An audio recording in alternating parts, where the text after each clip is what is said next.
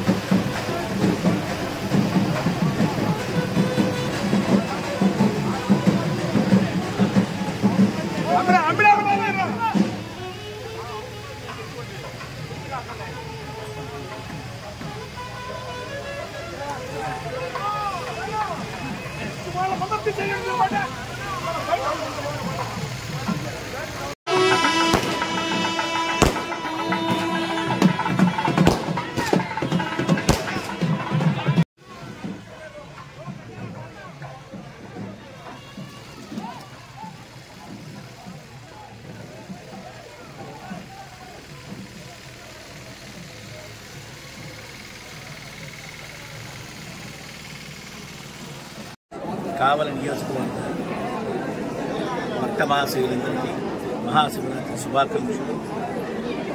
ప్రత్యేకించి ఈరోజు శైవ క్షేత్రాలన్నీ కూడా చాలా భక్తి శ్రద్ధలతో రాష్ట్రంగా కాకుండా భారతదేశంలో కూడా శివరాత్రి మహోత్సవాలు జరుపుకుంటూ ఉన్నారు. మన కావలి శ్రీ భ్రమరాంబ సమేత మల్లికార్జున స్వామి దేవస్థానం ఇది కాకతీయ చూడరాజులు కట్టించారని చెప్తుంటారు. సుమారు ఒక 750-800 సంవత్సరాల నాటి ఎంతో ప్రాచీనమైనటువంటి శివాలయం ఇది. ఇక్కడ తలుచుకున్నదంతా అందరికీ కూడా అవుతుందన్న నమ్మకంతో భక్తి శ్రద్ధలతో కావలి శివాలయంకి ఈరోజు జనాలు ఉదయం నుంచి కూడా ఎంతోమంది భక్తులు ఏం చేసి ఉన్నారు. కావలి శివాలయంలో కూడా ప్రతిరోజు కూడా బ్రహ్మోత్సవాల భాగంగా ఒక్కొక్క రోజు ఒక్కొక్క వాహనంతో స్వామివారి ఊరేగింపు రామోత్సవం జరుగుతుంది. ఇది ప్రతి ఏటా కూడా బాగా ఘనంగా కావలి శివాలయంలో నిర్వహిస్తున్నారు. వారికి కూడా ప్రత్యేక ధన్యవాదాలు. ఇలాంటి పర్వదినాన్ని పురస్కరించుకొని అందరూ శివరాత్రి మహోత్సవం జరుగుతున్న కూడా మరొకసారి మహాశివరాత్రి శుభాకాంక్షలు. అందరికీ నమస్కారం. ఈ రోజున పరమ పవిత్రమైనటువంటి మహాశివరాత్రి సందర్భంగా కావలి పట్టణ పుర ప్రజలందరికీ, నియోజకవర్గ ప్రజలందరికీ కూడా శుభాకాంక్షలు తెలియజేస్తూ ప్రతి ఒక్కరు కూడా ఆ శివపార్వతుల యొక్క కళ్యాణం రోజున ఆ శివపార్వతుల ఆశీస్సులు తీసుకుని ఆరోగ్య అష్టైశ్వర్యాలతో సిరి సంపదలతో ఈ నియోజకవర్గ పట్టణ ప్రజలందరూ కూడా ఉండాలని చెప్పి కోరుకుంటూ